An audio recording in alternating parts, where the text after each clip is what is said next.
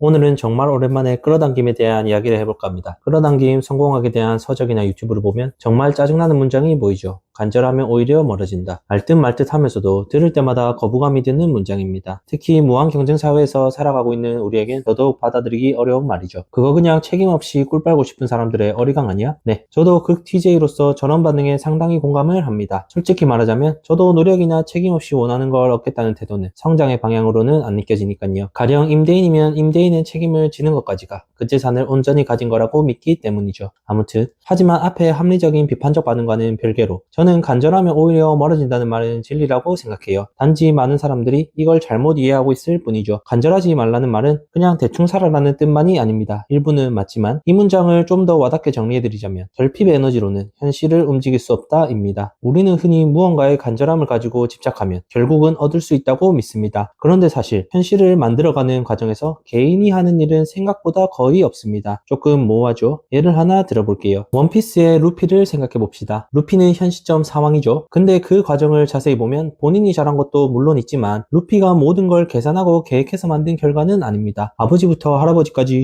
슈퍼먼치킨이고 우연히 만난 동료들이 각자의 사연으로 딱 맞는 조합을 이루고 우연히 먹은 열매가 고무고무 열매가 아닌 전설 속 니카의 열매였죠. 무슨 말을 하고 싶은 거임? 결국 다 운이라는 거냐? 당연히 아닙니다. 루피는 언제나 자기 방향에 충실했어요. 루피가 이룬 건 노력의 결과라기보단 의식의 방향이 세상과 공명한 결과에 가깝죠. 제가 한 사람의 일생을 감히 판단하며 재단할 수 없어 어쩔 수 없이 만화로 예를 들었지만 사실 현실도 크게 다르지 않습니다. 제가 좋은 컴퓨터와 조용한 방에서 대본을 쓰고 있는 이 현실도 저의 노력은 극히 일부이고 나머지는 수많은 우연과 우연의 결과예요. 그리고 여러분들이 제 영상을 보고 있는 이 순간도 굳이 설명해보면 인터넷이 빠른 나라, 유튜브가 상용화된 시대, 영상이 나오는 휴대폰 등 말도 안 되는 우연들이 겹쳐진 말도 안 되는 우연의 조합이죠. 지금까지의 말을 요약하자면 개인의 노력으로 창조할 수 있는 현실에는 분명히 한계가 있다는 겁니다. 물론 노력도 필요해요. 인간은 집착하지 말아야지 라고 마음속에 입력한다고 해서 바로 그렇게 출력되는 로봇이 아니잖아요. 그런 의미에서 노력은 두려움을 줄여주는 좋은 도구이죠. 하지만 여기서 중요한 건 그 노력의 출발점이 결핍인지 확신인지입니다. 같은 일을 하는 것처럼 보여도 썩언이는 불안해서 움직이고 건남이는 충만해서 움직입니다. 겉으로 똑같아 보여도 현실은 전혀 다르게 흘러가죠. 간절함과 집착의 기본 베이스는 나는 안전하지 않다 라는 불안과 두려움입니다. 다들 아시겠지만 두려움은 가장 낮은 주파수죠. 그 진동에서는 아무리 발버둥 쳐도 현실은 무겁게 흘러갈 수밖에 없습니다. 결핍에서 흘러나오는 두려움은 집착이 되고 집착은 통제하고 싶은 마음을 낳고 뜻대로 통제되지 않는 미래는 불안을 낳으며 주파수가 뚝뚝 떨어지는 무한 루프입니다. 타인을 통제하려는 마음도 똑같아요. 예를 들어 직원을 쓸 때 이 사람은 최소한 이 정도는 해줘야 된다 라는 보이지 않는 압박감이 있잖아요. 겉으로는 기대처럼 보이지만 사실 그 밑바닥엔 불안함의 베이스가 깔려 있습니다. 이 사람이 내 기대를 충족시키지 못하면 어떡하지? 혹은 괜히 사람 한 명 더 뽑아서 완전 적자인데? 네, 이런 감정들이 바로 낮은 주파수의 에너지예요. 그런 기업가보다는 신뢰하고 믿어주되 동시에 여러 플랜을 세워두고 정말 회사에 도움이 되지 않는다면 해고라는 불편한 선택의 책임까지 지는 사람, 그 사람이 더 높은 진동에 머무는 리더입니다. 상대방을 통제하기보단 그 상황을 그대로 직면하고 최선의 선택을 준비하고 그에 따른 감정의 책임까지 지는 거죠. 근데 우리가 현실적으로 단숨에 그런 사람들의 행동을 따라할 수 있을까요? 쉽지 않은 정도가 아니라 그건 불가능합니다. 여러분들을 무시하는 게 절대 아니라 두려움의 크기와 방향은 사람마다 다르거든요. 귀신이나 어둠은 전혀 안 무섭지만 사람과의 마찰이나 비난에는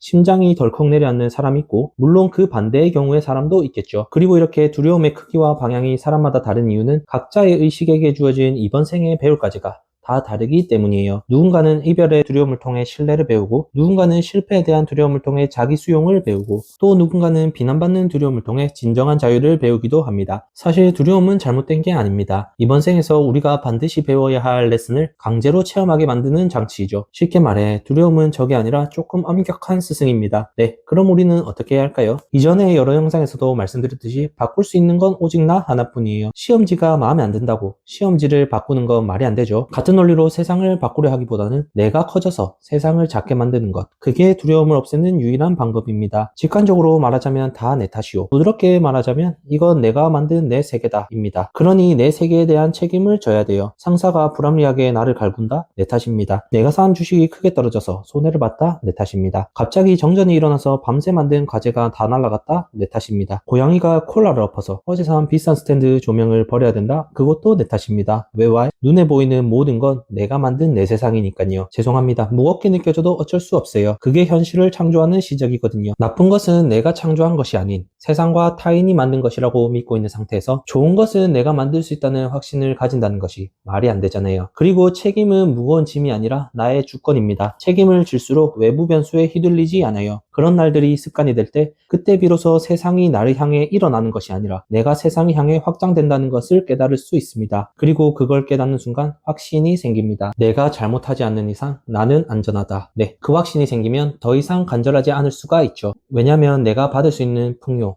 행복, 평안, 기쁨, 감사, 사랑 등등 그 모든 것에 대해 내가 감당하고 책임까지 질 수 있는 수준에 도달했다면 그건 나에게 올 수밖에 없습니다. 반대로 그 수준이 안 됐는데 급하게 오면 다른 반작용이 불가항력으로 따라오며 다시 떨어질 수도 있으니 급할 필요도 없죠. 저는 십수년째 이런 것들을 째려보며 살아왔습니다. 좋은 예시도 나쁜 예시도 정말 수도 없이 봤어요. 하나하나 나열하면 개노잼이 되어버리니 제가 오랫동안 관찰하면서 느낀 큰 사람들의 공통된 5가지 키워드를 말씀드릴게요. 책임, 여유, 유머, 호기심, 설렘. 이 5가지가 제가 지켜본 의식이 커진 사람에게서 공통적으로 느껴지는 진동입니다. 책임이 있으면 중심이 생기고 중심이 있으면 여유가 생기고 여유가 생기면 웃을 수 있고 웃음 속에서 다시 세상이 궁금해지고 그 궁금함이 결국 삶의 설렘을 불어넣습니다. 이건 거창한 철학이 아니라 두려움 대신 신뢰와 확신으로 사는 사람들의 리듬입니다. 종교로 확신을 얻을 수도 이런 영상을 통해 확신을 얻을 수도 있겠죠. 네, 오늘 영상은 어떠셨나요? 간절하면 멀어진다. 이 문장은 그저 듣기 좋은 핑계가 아니라 이 세상은 결핍이 아닌 확신으로 움직인다는 뜻이었습니다. 간절함은 확신보다는 결핍에 가까운 단어예요. 확신이 있는 사람은 간절할 필요 자체가 없죠. 좋은 것이든 나쁜 것이든 내 세상은 나로부터 창조되니 그 창조에 대한 책임까지 지는 것, 그때부터 진짜 창조가 시작된다고 생각해요. 결국 우리가 해야 할 일은 세상과 타인에 집착하며 내 입맛대로 통제하려 하며 스트레스를 받는 것이 아니라 나 자신을 확장시켜 그것들을 포용하는 일입니다. 조금씩 커지는 나를 통해서 세상은 점점 고요하고 대수롭지 않아지게 되고 어제까지 굉장한 소음으로 나를 괴롭혔던 두려움은 어느새 말티즈 발바닥처럼 귀여워지는 날이 올 겁니다. 감사합니다. 사랑합니다.